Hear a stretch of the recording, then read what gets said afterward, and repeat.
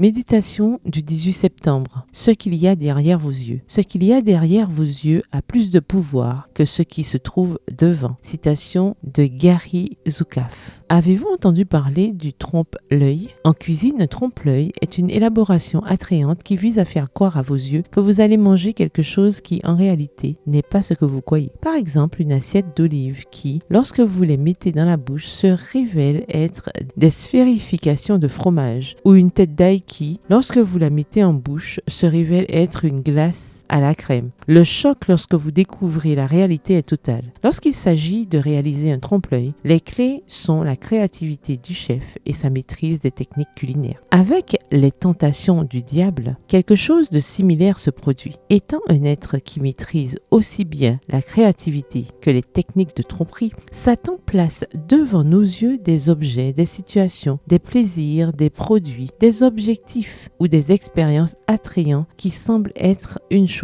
Il semble satisfaire les besoins les plus profonds de notre être, mais qui, en réalité, en cachent d'autres qui, loin de nous conduire à la plénitude, nous conduisent au vide. Lorsque nous découvrons la réalité de ces tentations du grand séducteur, le choc est terrible, comme le sont parfois leurs conséquences sur notre vie physique et spirituelle. Tu essaies juste une fois, tu ne deviendras pas dépendant. Si ça ne fait de mal à personne, il n'y a rien de mal à ça. Si ça te fait te sentir bien, la vie est courte, alors profites-en. Dieu dit de ne pas le faire, mais c'est parce qu'il est répressif et injuste. Bref, ce sont les tactiques que Satan utilise depuis le début et qu'il a peaufiné pendant des millénaires, comme un chef cuisinier expert élaborant son trompe-l'œil. Pourquoi changerait-il ces stratégies si celles-ci ont si bien fonctionné avec l'humanité? Ellen White a écrit: plus vous vous approcherez de Jésus, plus vous vous rendrez compte de vos lacunes, car votre vision spirituelle sera plus claire et vos imperfections offriront un contraste de plus en plus frappant avec la perfection de sa nature. C'est la preuve que les charmes de Satan ont perdu leur puissance et que l'influence vivifiante de l'Esprit de Dieu vous tire de votre léthargie. Texte tiré du livre Vers Jésus au chapitre 7 aux pages 99 et 100. Nous approcher de Jésus pour sortir de notre léthargie spirituelle, c'est ainsi que nous reconnaîtrons les tromperies dans lesquelles nous sommes tombés et que Satan perdra son pouvoir sur nous. Avec Jésus dans nos pensées, c'est-à-dire derrière nos yeux, notre vue ne sera pas le facteur déterminant. Il est notre bouclier protecteur. Le verset du jour se trouve dans Éphésiens 6 et versets 11 à 12 dans la version Bible en français courant. Prenez sur vous toutes les armes que Dieu fournit afin de pouvoir tenir bon contre les ruses du diable, car nous n'avons pas à lutter contre les êtres humains, mais contre les puissances spirituelles mauvaises. Bonne journée, que l'Éternel vous bénisse.